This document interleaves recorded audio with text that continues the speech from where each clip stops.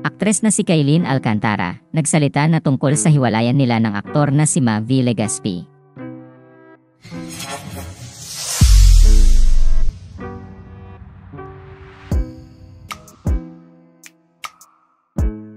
Naging bisita ang aktres na si Kailin Alcantara sa programang Fast Talk with Boy Abunda nitong Huwebes, August 29, 2024.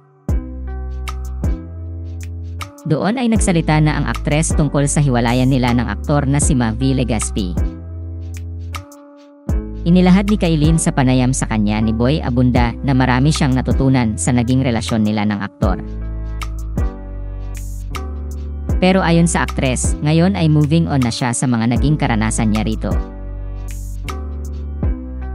Anya, well, in every relationship naman po that I have or had, whether it's professionally or friendly man or romantic, I always try to learn something from it, both the good and the bad experiences. Right now, I think we should move on from that experience, and I will treasure that moment po kasi syempre it made me who I am today with all that happened. I feel grateful that I experienced that po.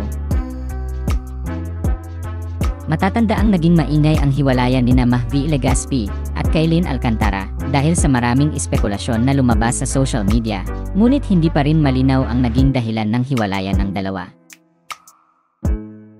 Sa kasalukuyan ay nalilink ang aktres sa basketballistang si Kobe Paras. Tinanong ni Boy Abunda si Kailin sa naturang programa kung sila na nga ba ni Kobe. Sagot ng aktres, patawad po Tito Boy pero hindi ko po kayo masasagot ngayon. But all I can say is he makes me happy.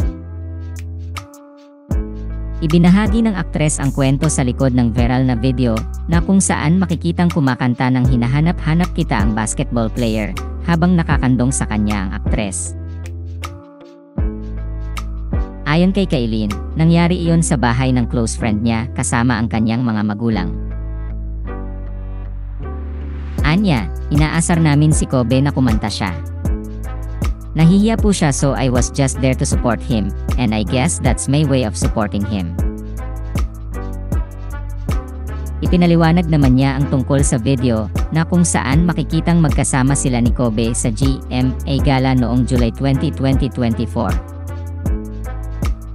Ayon kay Kailin, first time na mag-attend ng isang event si Kobe at kinakabahan ang basketballista nung time na yon, kaya nandoon siya para suportahan ito.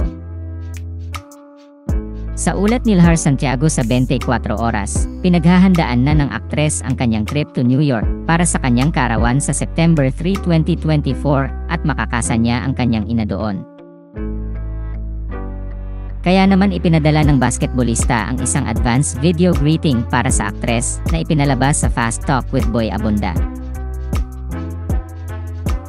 Samantala, magbabalik teleserye ang aktres bilang bida kontra bida sa Pinoy adaptation ng South Korean series na Shining Inheritance sa GMA Network.